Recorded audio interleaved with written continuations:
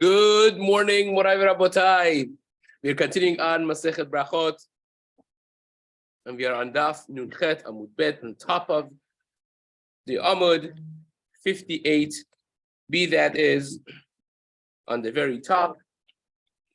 We're discussing the halachot of Berachot, what bracha you make when you see specific things, and the limud of Amud Yomi for Chodesh Shvat has been dedicated by Shahab and Shenazar Rabbi for health, happiness, and prosperity of their family.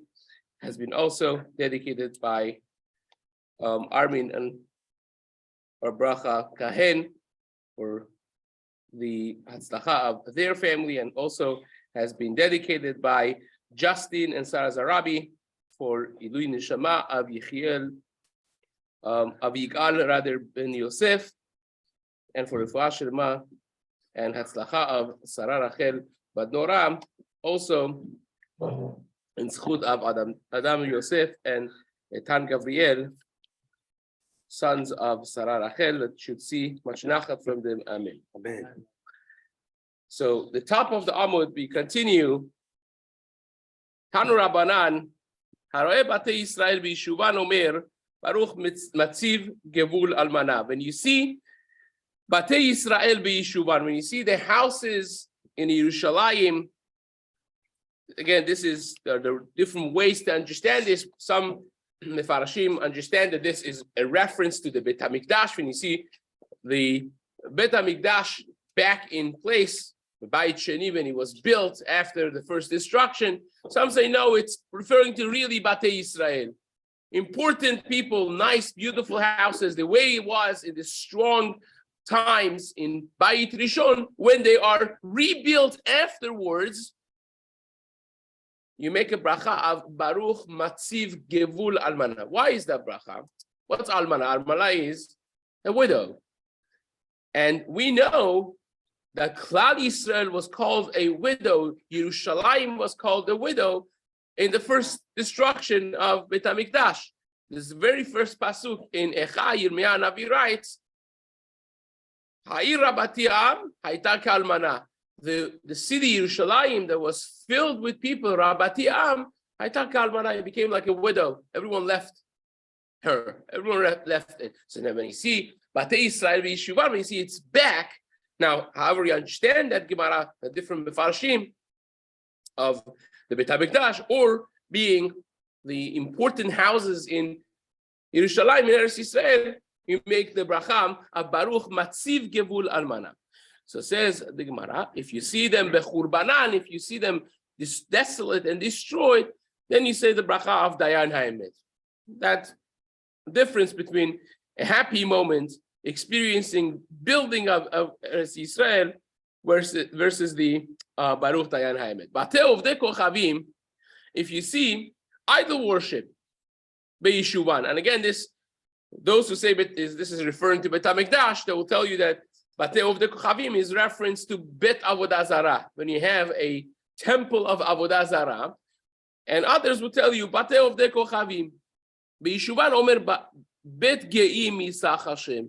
You recite a pasuk from Mishlei, from Shlomo Melech, that says Bet Geim, the house of Gava, of haughtiness and Gava, Yisach Hashem, Hashem will destroy and uproot.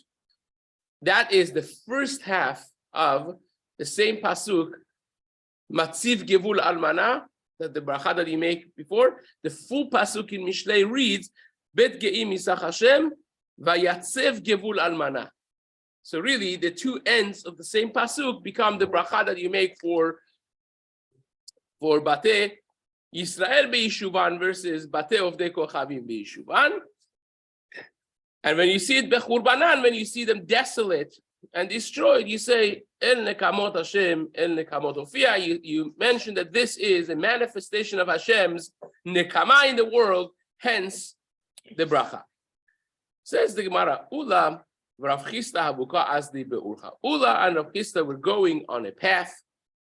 Kimatu apitcha the Rav Chana bar Chanilai. When they passed by where it used to be the house of Rav Chana bar Chanilai was a tremendous person. He was a student of Ulaz, one of the Amoraim. He was extremely rich, as we will see, and he was extremely Baal Chesed. And yet, the Musar point of it is, if you take a look at the Gemara in Betzad of Mem, the Gemara there seems to say that he was a person that his head was into learning all the time. Even though, despite the fact of all the affairs that he had, which we're going to see in the Gemara just in a moment, he still was always involved in learning. And, he was not paying attention to anything but his limuds. Is a tremendous personality. This is right before these two Amoraim. It's the third generation, basically, of Amoraim. And this is people that knew him passing by his house. So when they're going, again, this is Ula and Rav Chisda going, passing the house where it used to be the house of Rav Chana bar Chanilai. Nagat Rav Chisda ve'atznach. He paused, he stopped, and he sighed. Atznach. Amar Ula said, why are you sighing? Amai kamatnach. V'hamar, don't you know that Rav taught Anacha shover et chatzi gufo shel adam. Last narrow line. That when a person sighs, when you're in pain in that way, it breaks half of the person's body. Shenemar, as the pasuk says, "V'ata ben adam ha'anach b'shivron motnayim," and it says, "Anacha ha'anach shivron motnayim." It breaks a person's, from motnayim, from half the body and on. And it says the Gemara, Rabbi Yochanan Amar, Rabbi Yochanan says even worse than what Rav said. He could break the entire body of a person. Because the pasuk says, when they ask you why you are ne'enach, why you are sighing, you say to them, El shmu'a ki ba'a v'names kol lev. On the bad news that has come, and names kol lev, the whole heart, the whole body is melted and is destroyed. So he tells him basically, why are you sighing? Why are you so sad? Amaleh, he says, Hechi lo yatnach. How can I not sigh? Do you remember what this household looked like before it was destroyed? Betadavu ba shitin afyata b'mama v'shitin afyata b'lelia. They had 60 bakers during the day and 60 bakers during the night. Around the clock, they were baking for aniyim, for people who were in need. They were baking and giving out baked goods. And at night, they used to do it because they couldn't suffice baking enough in the morning, but mainly because there are people who are embarrassed to take. And in the light of the day to come, and to accept tzedakah, that would be a little embarrassing. So he was so sensitive that he had hired 60 extra bakers that they would be, the whole night they would be baking, and someone, in the dark, you come, you put something on her, you take and you go. The sensitivity to giving tzedakah, lechol man de tzarich, they would bake for anyone that needed. Velo shakal yada min kisa. And you want to know his extra sensitivity. He would sit there and he would never take his wallet, his kis shel tzedakah. He wouldn't take his hand off of it. Why? The savar dilma ati ani bartovim, because he thought maybe an ani bartovim is going to come. Someone that is not used to being an ani, used to be rich, used to be wealthy, and now he needs tzedakah. And if he comes and he asks for tzedakah, and he says, okay, wait one moment until I go and get the cake. Within that 2-3 minutes, he'll be embarrassed. He's standing there waiting for tzedakah. So he kept his kis shel tzedakah next to him, lest someone is going to be uncomfortable for that 1 minute. So he had it ready. The guy would come, he would give immediately in order to avoid anyone from that busha, that little embarrassment. But two, and furthermore, it was like a household of Avraham Avinu, that 4 doors, every side of the house had a different door. This way, everyone that passed by would have an open door to him to just be able to come in easily. And whoever would come in coughing, very hungry, nafik kisava, will go out completely satiated and full. And not only that, in the years that you had famine, now what happens when you have famine? Many people who are rich regularly, they also won't have much to eat because it's just nothing available. It's not a matter of, you have to be like super duper rich to be able to get your hands on items that will be regularly available. So many people who would be extremely uncomfortable to accept tzedakah would also be hungry. And what he would do is, they would at night, in the years of Batzoret, Shadi Chiti Vasari, they would throw out wheat and barley at night. Abrai the Kolman the Ksifa Milta the Mishkal Be'emama Ati V'Shakil Belelia. Anyone that would be embarrassed to come and take during the day, they would come quickly in the dark, and they would take at night to avoid embarrassment. I see what this type of a household with this type of tzedakah done, hashta nafal betila. Now it's fallen. It's just like a, like a destroyed, pile of rubble. And you expect me not to sigh and not to cry. Amaleh. So he darshan for him. He said, let me calm your nerves.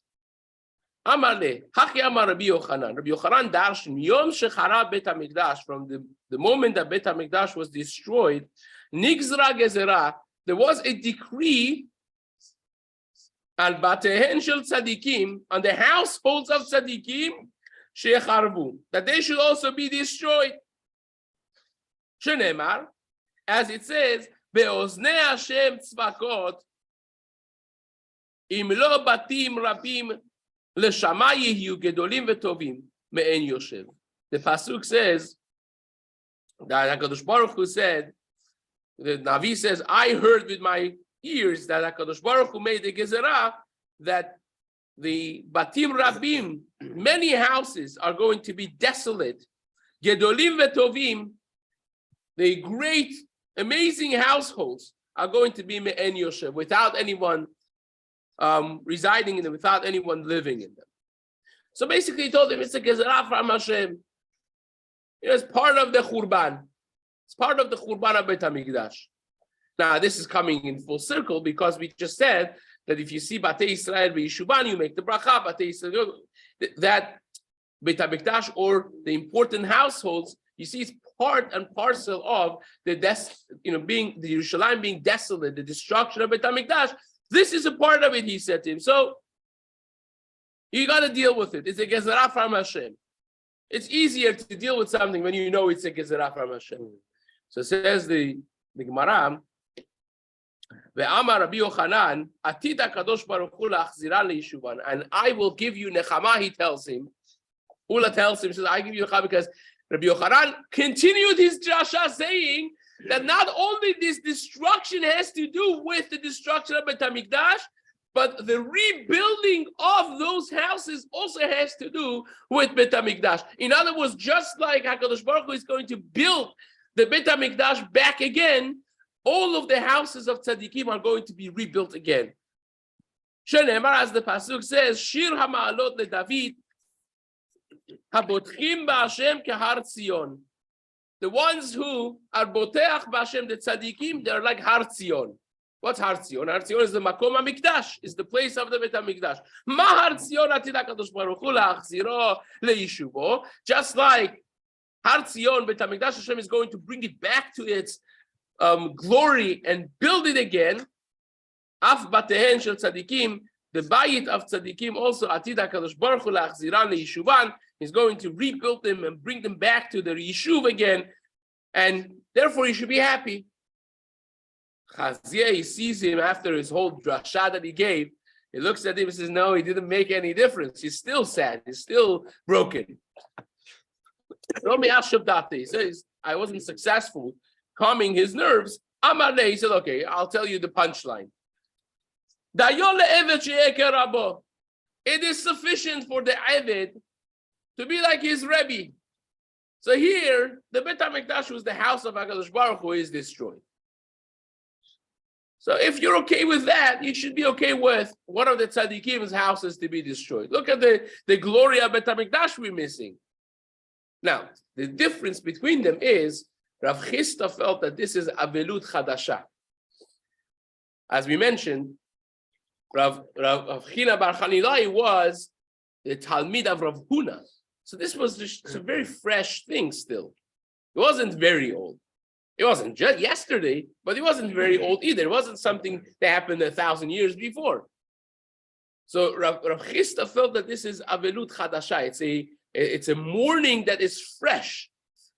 But Ula told him, said, no, this is connected with the destruction of Bet HaMikdash, even though that this is 1,000 years after, but it's a gezerah that's there, and this is not something that happened yesterday. So if you could deal with Bet HaMikdash's destruction, you should be able to deal with this. A Talmud shouldn't be better, so to speak, than the Rebbe. So therefore, make peace with it. Says the Gemara, Tanu Rabbanan, Haro'eh Kivrei Yisrael. So this is something that we're familiar with. When you go, after 30 days, you go to Bet HaChaim, you go to the cemetery. When you see Kivrei Yisrael, Omer, Baruch Asher Yatzar Etchem Badin, you say bracha. Asher Yatzar Etchem Badin, Hashem created you with judgment. Vezan Etchem Badin, He supported and kept you alive. Badin, Vechilkel Etchem Badin, He provided for you. Ve'asaf Etchem Badin, and He took your neshama away. The death was also badin. Ve'atid lakimchem badin, and our faith of Tchiyat HaMetim as one of the principles that Hashem is going to be mechayeh metim in future badin, which means not everyone is going to get Tchiyat HaMetim, right? If a person is afikores, a heretic, he's not going to have a olam haba, not going to have Tchiyat HaMetim either. So it's L'akibchem bedin is going to be a judgment before Tchiyat HaMetim. And the Gemara says, Morbred Ravina, the son of Ravina, would actually have a chatima for this bracha, an ending for this bracha as well. He would say, Mesayem ba mishmed Rav Nachman, ve'yodea mispar kulechem. Hashem knows every single soul that has passed. It's not just that, another one. Like the Gemara says, Hashem knows the number of kochavim, and each one of them, kulam b'shemot yikra, Hashem has a name for each one of them even. Here also is the same thing. Every identity of every person matters. Hashem knows mispar kulechem. He knows how many you are, even after decomposition and thousands of years passing on someone's death, turned back to dirt. Hashem knows mispar kulechem. Now imagine that is a massive number, because you have exponential numbers adding up, and Hashem knows every single one, and it's going to be a judgment. It's going to be a Tchiyat HaMetim. Vehu atid la'chayotchem ulkayem etchem. Hashem is going to in future resurrect you and stand you up. Baruch mechayeh hametim, and it would end with the bracha of mechayeh hametim. Great. That's when you see Kivrei Yisrael. You see Kivrei of the Kochavim, if you see the idol worshipping individuals in the cemetery. Omer Bushai Mechem, you say the pasuk that we had previously in Yirmiyah Navi, Bushai Mechem Meod, Cherpa Yolatchem. This is an embarrassment for your mother, who gave birth to an individual that never found the truth in life, and continued bowing down to a piece of stone or a rock or any other avodah zarah. That at the end of it is going to be desolate and like a midbar, like a Sahara. Yes. Says the Gemara, Amar Rabbi Yeshua ben Levi, Haro'eh et chavero la'achar 30 yom, a favorite bracha that people do make. Some say it with Shlomo Malchut, some say it without Shlomo Malchut. Depends if you're really happy or you want him to think you're happy to see him. But the bracha that you make after 30 days of not seeing your friend that you're very happy to see is Shehayanu.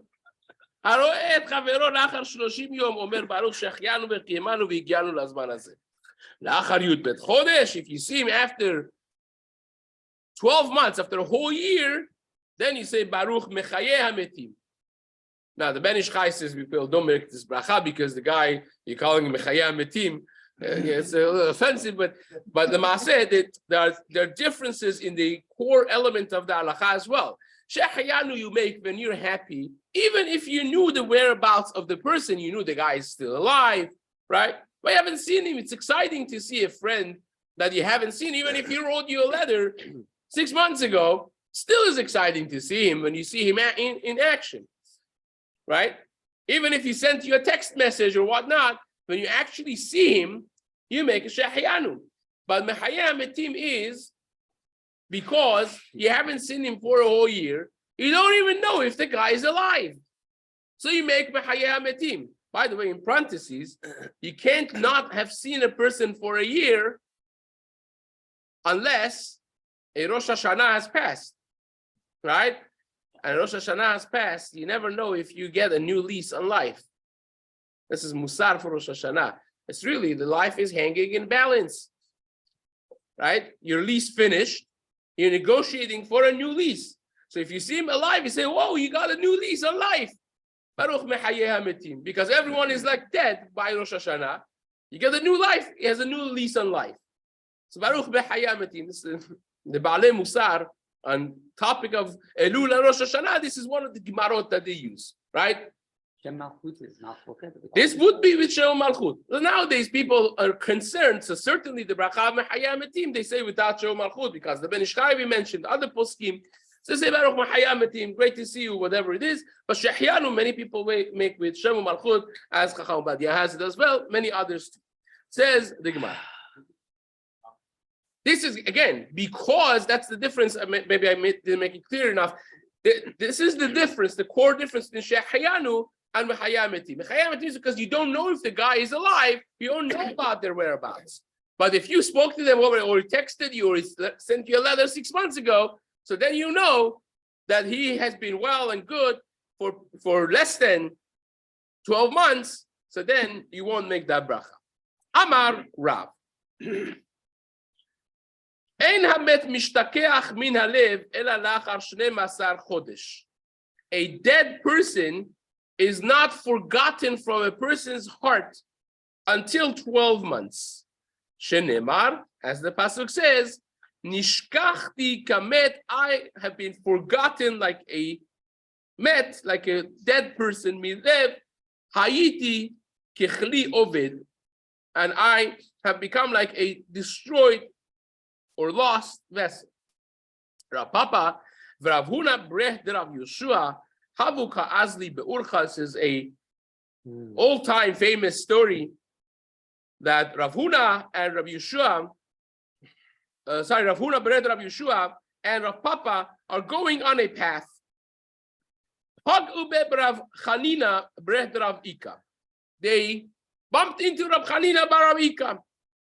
Amru leh. And when they met up, they told him, "Behadeh chazinach, brichinan alach tarti. When we saw you from far coming, we made 2 brachot right away. We're so excited to see you, and we made 2 brachot. What 2 brachot did they make? So A, they made the bracha of Asher chalak michochmato lireav that we just had before. That you see, Chachmei Yisrael, you say the bracha of Hashem dividing his chokhmah and giving from his chokhmah to the ones who fear him, the chachamim. That's the bracha we made, and also Shehayanu. We made the Shehayanu. Now I ask you, which one is more common, Shehayanu or Baruch Shechalak Michokhmato L'Re'av? You hope that Baruch Shechalak Michokhmato should be more, because you have Mal'ares De'ayet Hashem. But oftentimes, Shehayanu is much more common. So when you have a bracha that's more common and a bracha that's less common, which one do you say first usually? The tadir v'sheno tadir, tadir kodem. But they said apparently the bracha of shechalak michochmato lira'av first. Why? Maybe at that time it was more. So then if I don't think so. But amen. But the reason the Farshim say is because of Kavod Torah. The bracha of Kavod Torah comes first. Baruch shechalak michochmato lira'av. It's an important bracha on Kavod Torah. Therefore, that bracha is first before Shehyanu. And now the answer he gave them is a very interesting one. Amar lehu. He answers back. This is again Rab Chanina Berachot Rav Ikam. He tells them. He says, "Me too. Ananami. Kevan dechazitinchu.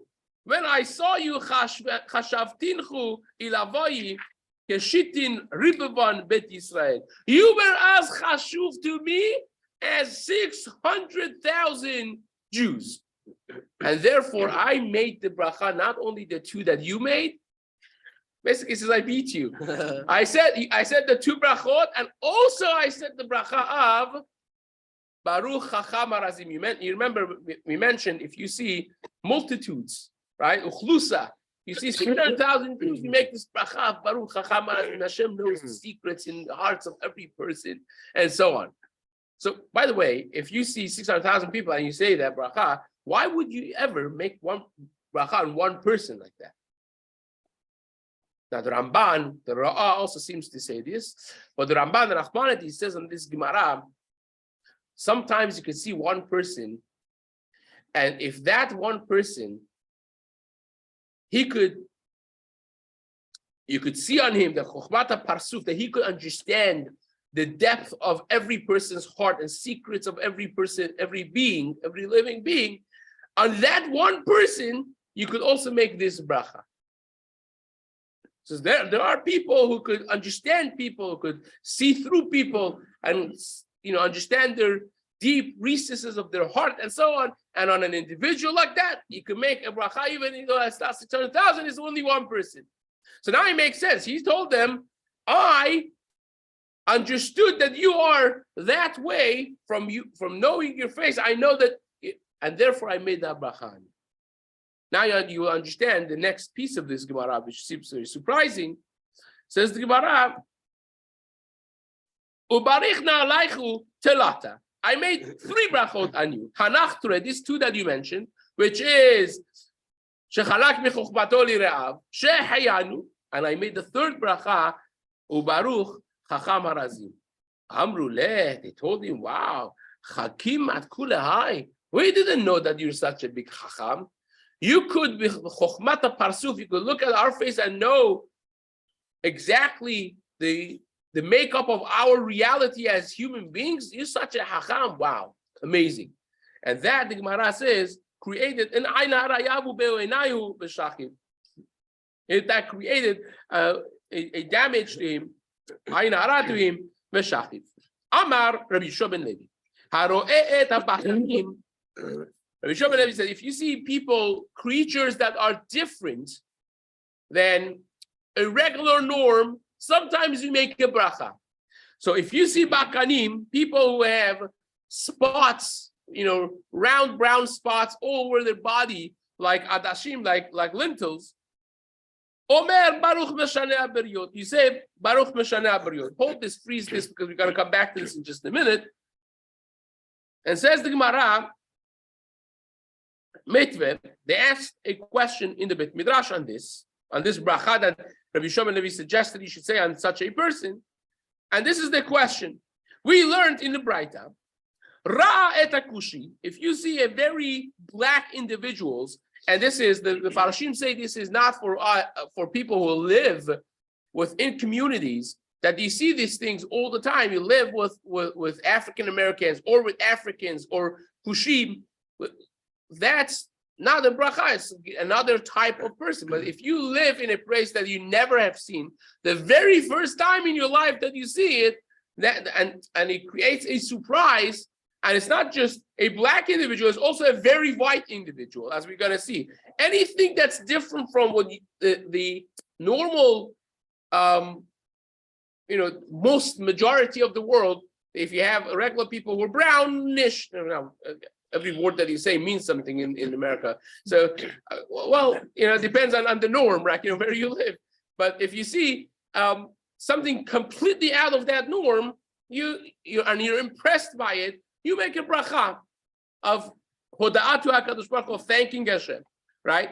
So you see a kushi, ve'et hagichor, ve'et halavgan. All of these people, Avgan is someone that's very white.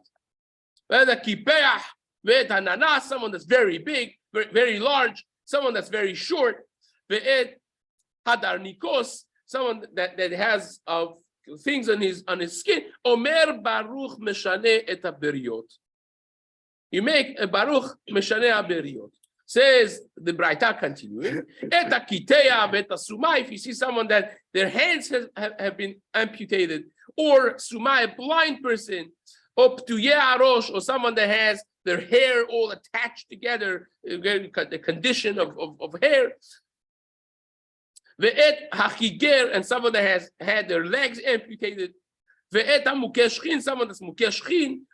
Ve'et habachkanim, and this that we just learned, the bachkanim. What bracha do you make? You make baruch dayan ha'emet. They've been inflicted with tremendous negativity, and therefore you make baruch dayan ha'emet. It's a plague, therefore you make baruch dayan ha'emet. So this is essentially a kasha. The Gemara says, you told me if you have a bachgan, if you have this person with spots on their body, you make a bracha v'shaneh haberiyot. This Braita says you make baruch dayan ha'emet. Well, you make two brachot. If you make two brachot, each one of them should say both of them. Or it's a stira. No. It's a contradiction. So what is it? The Gemara says, no. It's not stira. It's two different scenarios. Lo kasha. The one that says you make meshaneh haberiyot is meshaneh haberiyot. The person was born like that, and that's an anomaly, something that's very different than a normal person. So it'll become like someone that's too white or different. So you make baruch meshaneh haberiyot, right? And on the other hand, by the way, this is if you think about it, it's a musar also. You're saying HaKadosh Baruch Hu has created everyone. And just like he created me this way, he has created him this way. And you are praising HaKadosh Baruch Hu for having created different things in the world. Some of them you could look up to or look at them as different, but all of it is HaKadosh Baruch Hu's handiwork. And when you realize that you respect every single person, whether they're short or tall or big or afflicted and so on and so forth, that's the kavod that every person deserves. That's just in parentheses. When you think about it, when you make a bracha on something, nobody wants to be your lulav that you're making a bracha on them. Yeah? So you don't see the guy say, let me make a bracha on you, right? You don't want to do that, of course. But in principle, when you make a bracha, you are recognizing the kavod that every single person deserves as being a handiwork of HaKadosh Baruch Hu. Something to think about. Says the Gemara. So this is when it's been me'e'imo. He was born with this condition, and the other one is when batar de'it that he was born regular, normal, without any condition on his skin, and then he developed this issue. Then you say dayan ha'emet. Says the Gemara, dai kanami hachi. You could actually figure this out on your own, because all of the items that you have on this last Braita that we had are things that happened after birth. You have, for instance, the person that got his hands or legs got amputated is the person that had, and then he lost it. Says the Gemara. Tanu Rabbanan, haro'eh pil kof vekafuf. If you see an elephant, we had this is the third time basically we have this, an elephant or a monkey or a kafuf, which is another subdivision of kov. Omer baruch meshaneh haberiyot. You say the bracha meshaneh haberiyot. Ra beriyot tovot. If you see beautiful creatures or ilanot tovot or beautiful trees, you also make a bracha baruch shekachalo beolamo. That HaKadosh Baruch Hu has such a beautiful, beautiful world that He has created, and Be'ezrat Hashem will continue this in the days to come. subjective, beautiful creatures.